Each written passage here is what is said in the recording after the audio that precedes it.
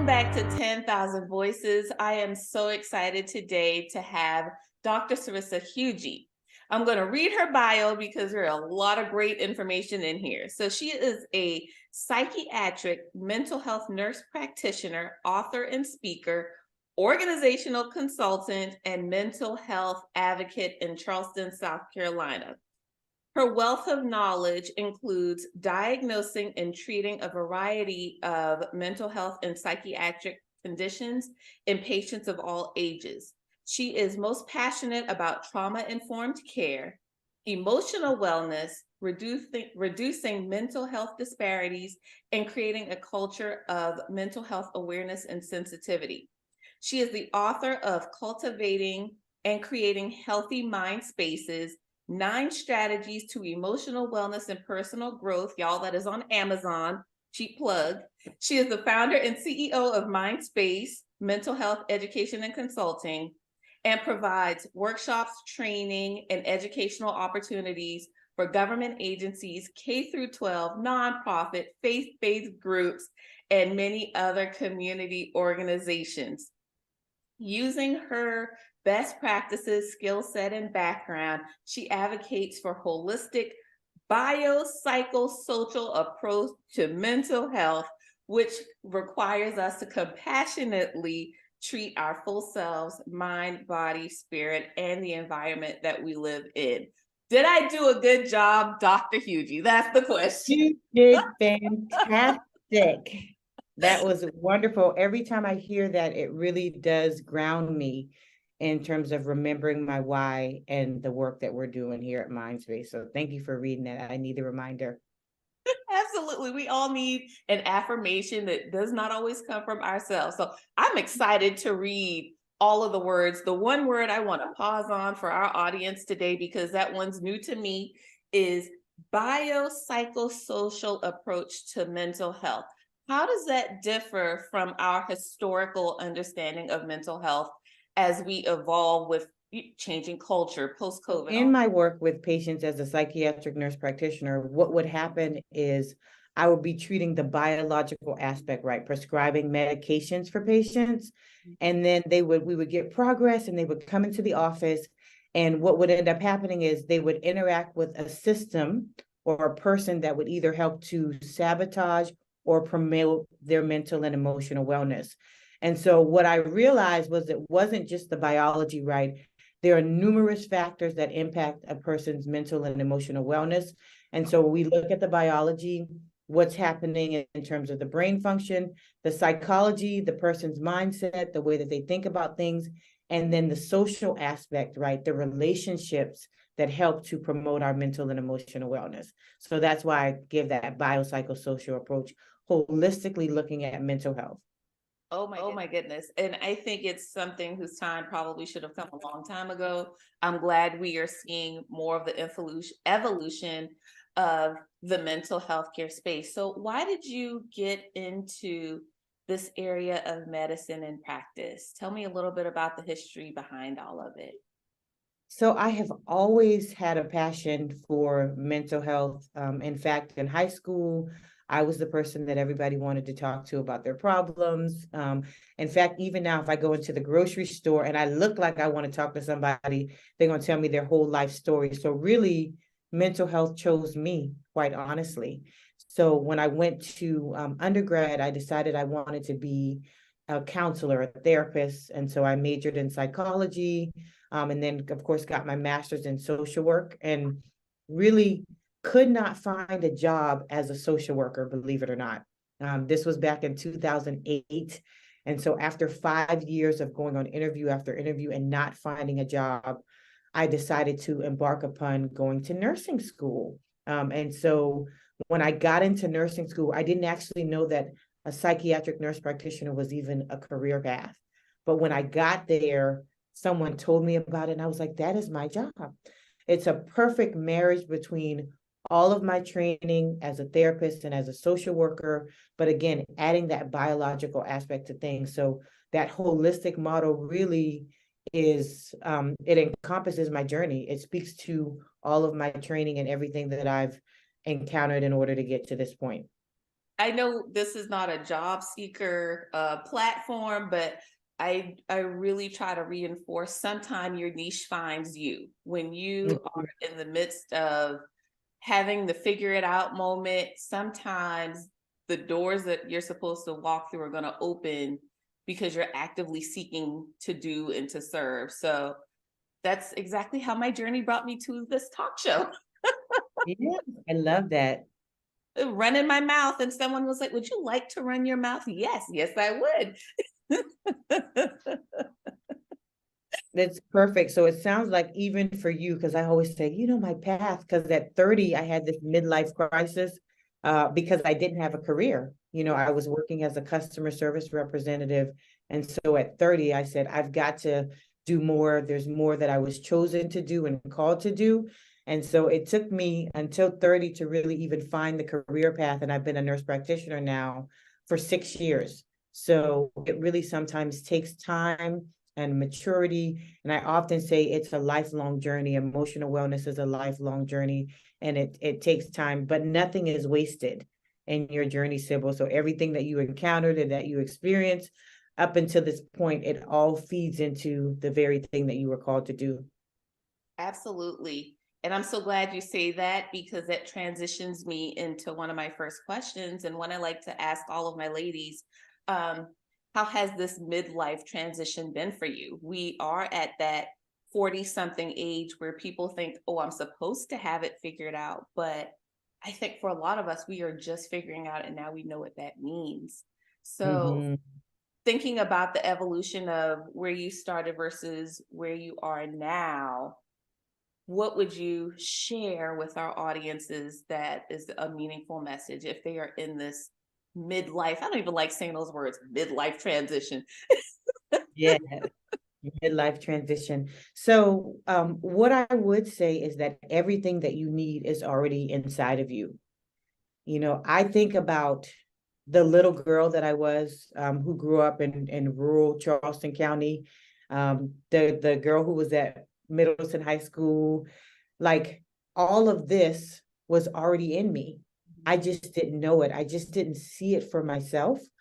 And I think that is because society places so many identity markers, for lack of a better term. They tell us who we are.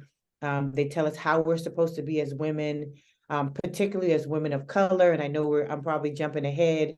There's all of these norms that are acceptable or not acceptable. So I think it takes us a while to undo all of that, to shed the layers and the lies of what people have placed on us, to really discover our authentic selves and who we are. And I'm just in that space now. I've been talking a lot about thriving because I feel like I've learned to overcome adversity. I've learned to survive. And there's always been at least one area of my life where I've been able to thrive, but really looking at thriving from a holistic standpoint, even the way that we look at mental health. I share a lot of my journey of recovery from last year, because workplace trauma took me to a place I never thought I would be. But Mm, when I think about the recovery this last year has brought me, I then had to go to my origin story and say, what part of my childhood led to the day that I mm, subjected myself to workplace trauma, that I subjected myself to the atmosphere that bred all of the things that happened to me. And I also had to own my part to say I allowed it to happen. mm, And having to come to that realization last year was a mindset shift for me, because I said, you know what, I have to be responsible for my part in creating the energy around the atmosphere. mm. So no, I totally get it. And is one of the things I want to talk about today. Have you been working with women who are recovering from workplace trauma? If so, what services, what advice, what recommendations would you give them? Absolutely. I have encountered women who have suffered workplace trauma or even still in workplace trauma. But I think, to your credit, sometimes it takes a while to even realize what is happening because there's an indoctrination, right? There is feeding of a certain mindset or a certain validation that may come when you are dealing with an abusive environment, an abuser, and you don't realize sometimes that abuse is happening. You think it's normal. Oftentimes Black women have, and we're the strongest creatures on the planet. When babies are born, Black female babies have the highest chance of survival. I don't know if you were aware of that. So with that being said, we're the strongest creatures in society, and we can take on a lot of things. We can take on a lot of roles and responsibilities and not even realize that it's difficulty. We're just like, oh, we're just doing what needs to be done. So oftentimes in these environments, folks are just doing, the job of three people, not realizing they're doing three people's job. And we're like, was not doing that work even an option? It's like we don't even give ourselves an out. We don't even understand what a normal workload is because our capacity is so great. Yeah. But if we would take that same ability, those same attributes and that capacity to do something for ourselves, to really be in an environment where we could shine, oh man, look out, world. Oh gosh.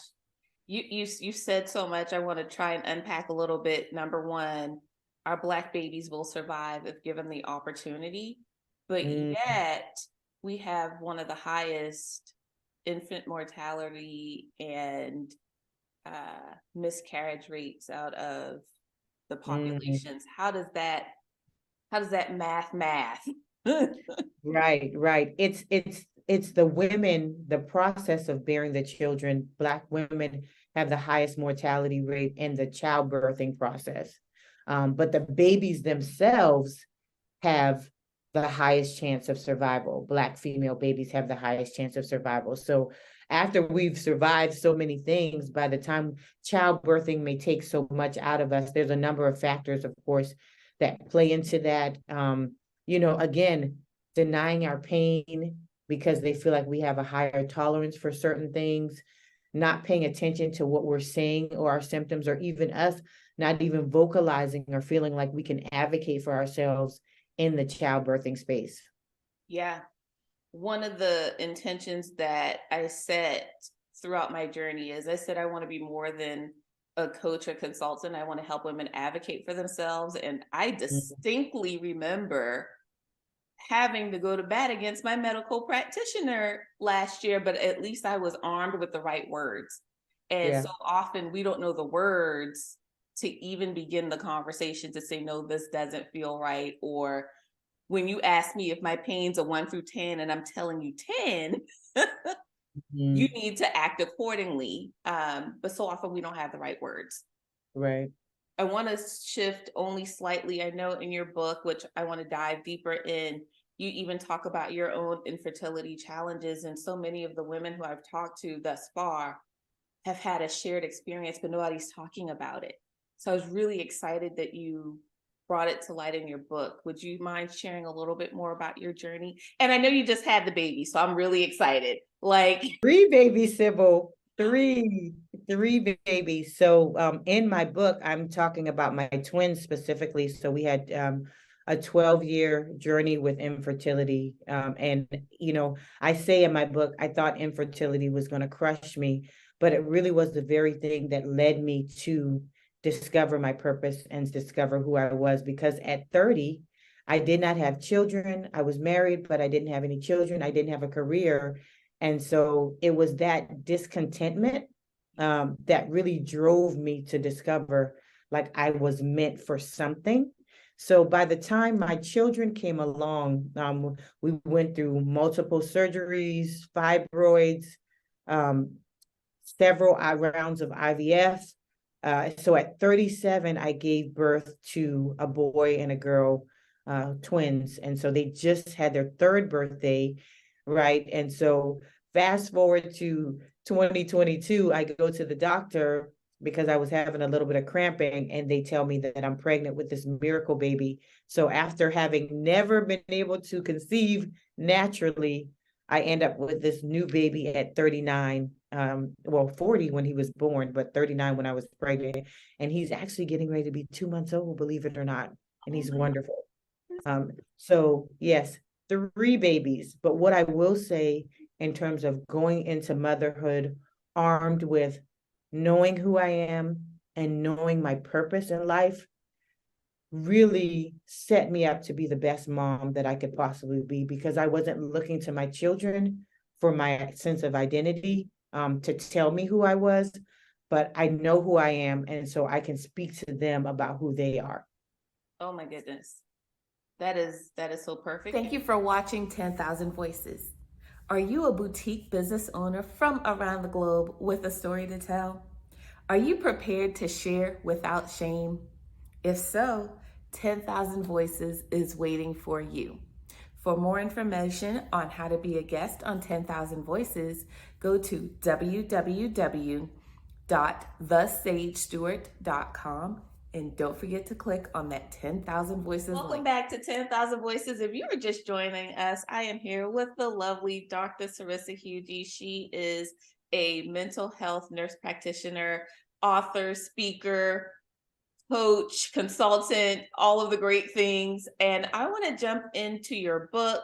Again, cheap plug for finding it on Amazon, but it's called Cultivating and Creating Healthy Mind Spaces, 9 Strategies to Emotional Wellness and Personal Growth. And so MYND, help our audience understand why you're spelling mind like that versus MIND. It's really just a play only on pronunciation, because we're not hooking people up by any means. It is not a social platform, but it really stands for my new direction, my next destination, my new destiny.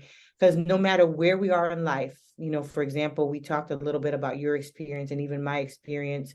Even if you're at your lowest point, you always have the opportunity to start over, to choose a new direction, to choose your next destination, to choose your new destiny.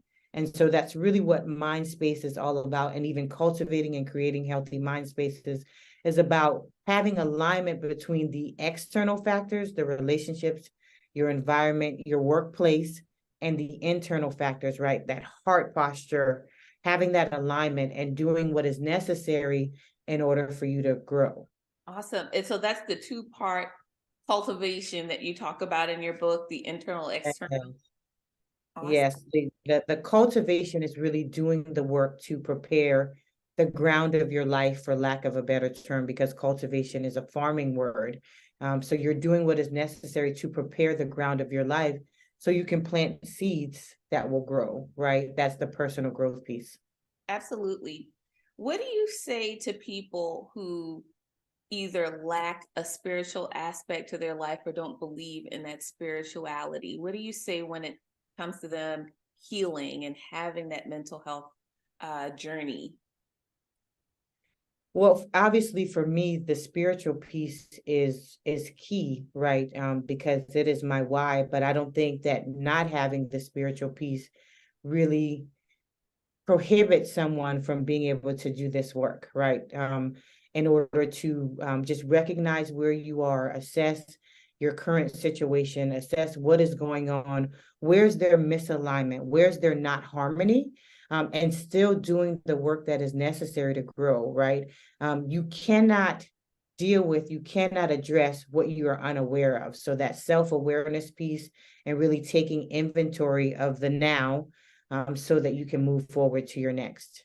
Yes, absolutely. When I'm talking to my clients, I said, we've got to search for your self-image because chances are it's been muddied or muted or minimized. And so we've got to generate some internal energy to get you in a place where you can even have the conversation with yourself. And then in another section of the book, you talk about compassion versus compliance. Talk more about what that looks like in practical terms.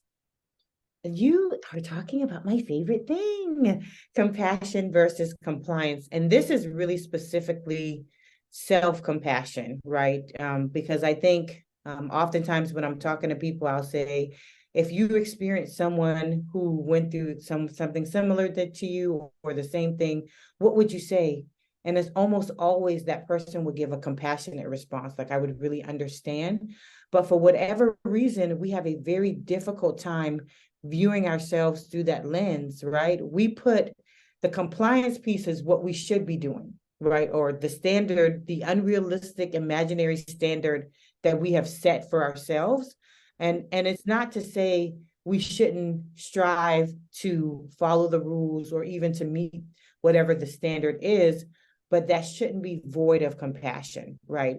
Void of really appreciating all the missteps, appreciating the aspects of our journey that aren't so perfect. And so really and truly, we're usually heavy on the compliance and low on the compassion, but it's that balancing act of, yes, I want to be compliant in terms of, I do want to be my best self. I do want to show up a certain way. I do have an ideal, a self-image in my mind of who I'm supposed to be, but the compassion for the little girl who's come this far, the compassion for the woman who's experienced the workplace trauma and is picking up the pieces to figure out what is next for them, the compassion for every stage of the journey till we get to that place of compliance.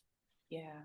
I was reading another article, and they were talking about how the effects of workplace trauma mirror PTSD signs.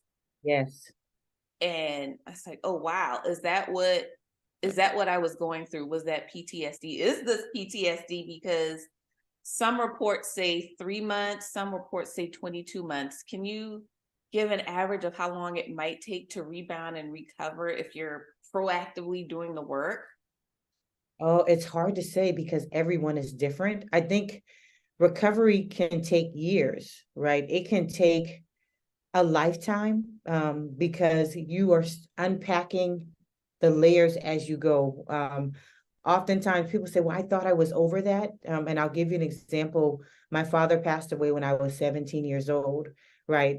And so what happens now is as I look at my daughter, who looks exactly like my father, I grieve him all over again, right? As I hold my newborn son, who I named after my father, then I grieve him again. And so there may be aspects of yourself that you are reclaiming as you go about this process. And so it's not a one and done. There may be a circumstance where you may go out today and encounter something that may trigger a thought or an experience that you had when you were going through workplace trauma. So 10 months, 22 months, 5 years, it depends on the severity of the experience, the resilience capacity of a person, and just it could be different for all of us. Got it. So this completely dispels the get over it narrative that seems to be swarming the news. It's like, I said, you can't tell somebody how long it's going to take for them to get over something. And then even if I have healed, there are still things in the atmosphere that I'm also watching happen to other people that could re-trigger me, that could Right. Yeah. Right. So I often give the analogy like of an emotional wound, much like a physical wound, right? And I don't know if you've ever had surgery, but I've had surgery, major surgery. And what happens, I mean, I've had 2 cesareans now, 3 abdominal surgery. They tell you, okay, we're going to go in and do this, right? And everything's going to be better. So you're like, yes, I'm going to sign the paper, sign me up because I'm going to be better than what I was before. What they don't really tell you about or what they cannot prepare you for is the pain of the recovery process. Yeah. What it's going to feel like when you have to get out of bed, when you have to walk, when you have to move. And even though the wound may take, like for cesarean, they say 8 weeks, but it's really a year because it's an inside out healing that has to take place. But I still have nerve damage there. Right. And so there's certain things that I still wear that might, or certain ways that I might move where I might still feel it, right? It doesn't mean I'm not healed, but they're reminders that there was a wound, that there was a scar, there's scars there. And that's just part of the process. Yeah. Yeah. And this is why I talk so much about the intersectionality between the work that I do as a diversity practitioner and then the work in partnerships with the mental health community, because we are seeing the manifestation, the effects of long-term trauma and abuse, and now we can give it a name, and it's like, okay, well, what do I do with this name now that I've named it? And I told somebody else too, I said, it's like you step on my toe. Well, you didn't know this other person stepped on my toe, and now you go and you step on my toe. I already have a memory of the first pain, and now it's magnified. So I want to shift gears one more time here, because you are an entrepreneur, CEO, wife, mom. I'm sure you're doing some other things. What does the work-life integration look like for you? Because we think, oh, I can't have it all, but you're doing it all. Mm. You're doing it all and doing it well.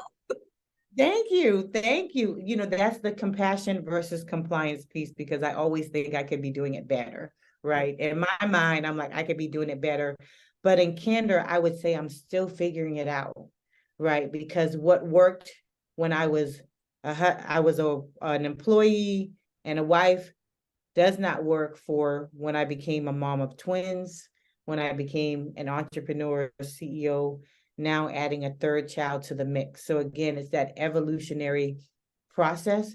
And I'm still figuring out what it looks like for me to thrive and show up in the fullness of who I am in all of these roles, because they're not who I am, right? These are things that I do. Right. And so my identity is not tied to me being the CEO of Mindspace, or even the mom of these 3 children, or even being my husband's wife, all of those things.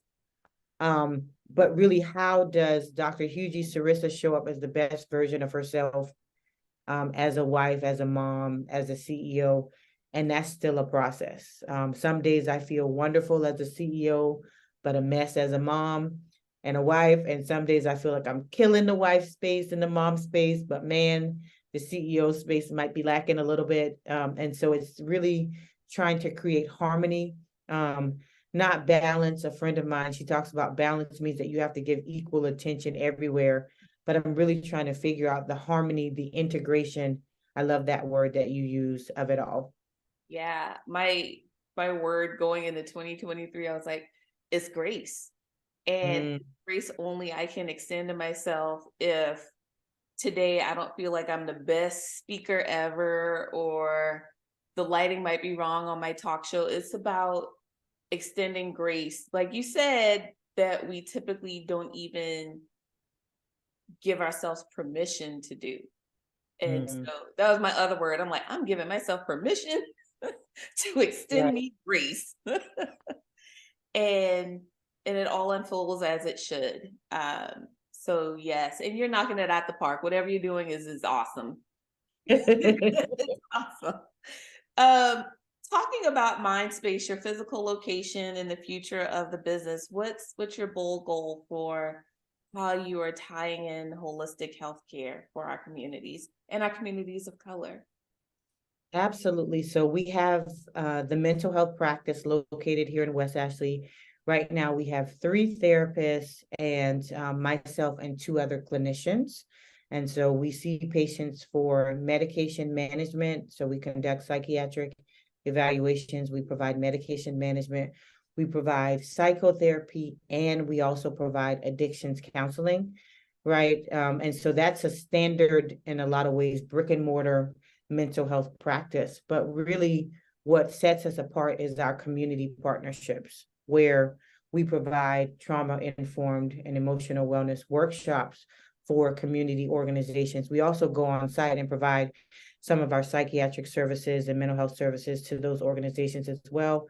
But I think the holistic piece is that we are helping to create, cultivate, and create healthy mind spaces in organizational spaces, so they won't cause workplace trauma.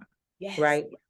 So they can mitigate some of those factors that make workplaces truly toxic, a lack of compassion, all of those things. How do they create a culture of safety? What is trauma? What is not? All of those things. And I feel like that broadens our impact, because now we're teaching people how to take care of and create space for the people that we love in our community. So I think that's really my passion, is reducing mental health disparities. So helping us to understand, organizational leaders understand what it means to be trauma informed. Oh my goodness. Look, you could teach all the organizations the things. Probably, I got you. Come on. Just tell them Yeah. to sign up for mind space training, um, because it's so important. And I think this next generation is holding all of us accountable, right? They watched all we got wrong in the workplace, and they are extremely vocal Oh yeah, about they're not tolerating it. They're not putting up with it at all. they said say less and then go and do some more Yeah. because they don't mind quitting their jobs. Um, and then putting it up on TikTok that they left. I'm like, but how you gonna pay your bills, baby? They'll figure it out. I said, I've grown accustomed to having central heat and air. Well, they living with us is what they doing. That's right. That's right. Oh my goodness. Final questions as we wrap up, and one that I like to ask a lot of ladies, well, two. Number one, how has your practice and mindset evolved post-COVID? We know that COVID affected our communities of color so differently. How has that affected how you show up and how you serve? Now, one of the things, obviously, we experienced some negative aspects to COVID, but one of the things that I think has really been positive is the mental health awareness piece. Yeah. And so many people are seeking treatment, right? So many people recognize that, oh, I was struggling, but COVID just made it worse. And so now it's really time for me to be proactive about my mental health and do what is necessary to heal, because we've had a lot of time to reflect and ponder, right? For the 2 years that we were quarantined, we had the opportunity to really take inventory on our relationships, right? All of the things that we previously took for granted. We had the opportunity to really think about it. So from my perspective, the positivity that is really coming out of the post-COVID era is that people are actually seeking treatment. And I have the privilege and the honor to create space for them, right? Just as we even talk about Black women, and we don't have to get fully into this, but what I have found is that Black women are scoring off the charts for depression and anxiety scales, and not even aware of it, right? When we think about depression being the number one, the number one reason that people are out of work, right? And so they're not recognizing our symptoms as being depressed. Again, our capacity is so great, but we still going to work. We taking care of our children. We owning businesses. We are CEOs. We are senior leaders and executives within our organizations, and we are depressed and anxious, more depressed than other people. But because we are functioning, it's being ignored. And so when I have a Black woman to come and sit in my office, and we're able to talk about, you're depressed, sis, you're anxious, really, we're looking at, really, you're having some PTSD symptoms. And they're like, really? Like, I knew something was wrong, but I didn't think you were going to say that. And really creating that awareness and walking them through the journey of recovery and healing, and what it's going to look like to take care of themselves, right? Because you are the most valuable resource that you've been given to the world. That's it. That's all we got. Yeah. So walking them through that process has been my privilege. Oh my goodness. Yes. Yes. And somebody asked me if I was a trauma coach. I said, no, but there's something very relatable when I can identify with what you're going through, help you find the words, and then help you use your own words in an empowering way. So no, I know who to refer them to if they need some trauma assistance, but I think it starts with the conversation and starts with humanizing the experiences that we know are existing, and Yes. affirming the things that we think we have to hide, or the things that we are unsure of, is this really happening to me? Yeah. Absolutely. And one final question: what does living a limitless life look like for you in this next season? I love that question. A limitless life. What does that look like for me in this next season? I have this vision, right, in my mind. You talked about self-image earlier, and I think self-image oftentimes for people means that how we see ourselves, like as we are now. But I have an image of how I see myself as I'm supposed to be. And I'm literally chasing her down. I'm chasing that chick. Like who? And then it seems like as soon as I get ready to catch her, she keeps getting further and further. But I think I understand now the greatness and my capacity. Like I understand that there is no limits other than what I create for myself. And there's no one that can tell me differently in this season, because I am a walking, living, breathing, talking miracle, quite frankly. And so if I, from what I was, am able to be this, oh, there is no limit, sis.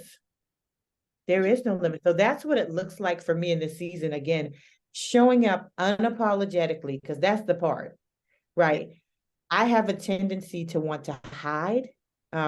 So showing up unapologetically, boldly in every space that I occupy without reservation, because I have to talk myself up. Like I gotta, once I show up, I'm there. I can read this again for you if we need to, because I talked you up now. I'll read this again.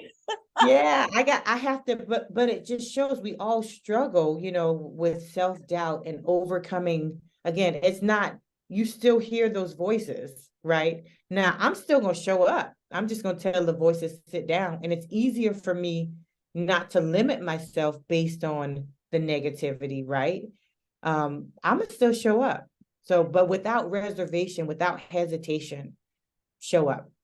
Yes. I told somebody I intend to occupy the space I'm in. And if that makes you uncomfortable, you need to be figuring out why, because I will no longer mute my light because you think I'm too bright to shine in your space. Like that's on you. Yeah. Our deepest fear is not that we are inadequate, but is that we are powerful beyond measure. I love It Mary. is not our light our darkness that most frightens us. It is our light. And as we let our light shine, we unconsciously give other people the permission to do the same. Oh my, that is That's one of my Mary favorite Williams. quotes. I love it. Yeah. I wrote the author because I told her, I said, I want to put that inside my book. And Miss Marianne said, yes, absolutely. Here's how you give it. I said, thank you, sister. I love it. It's beautiful. And I remember that, like, I am powerful beyond measure. Yeah. Yes. Oh my goodness. This has been so amazing. Y'all check out Dr. Cerrissa's book. It is on Amazon, Cultivating and Creating Healthy Mind Spaces. Definitely, if you're in the Charleston, South Carolina area, she is in West Ashley. For people who don't know anything about Charleston, y'all, West Ashley is Charleston. and find her on, I know you're on Instagram. What other platforms can our viewers find you on? Yes, so I'm on Instagram. I'm also on Facebook and LinkedIn. Perfect. At drcerissahugie.com is my website, and then mindspace.org for our practice. Perfect. And that's MYND space. Yes. Thank you. Oh my gosh. Blessings to you and the babes and the brand new one who is 2 months old, you said. Yeah. Are you sleeping? That's the question. Are you sleeping at night right now? What is sleep? What is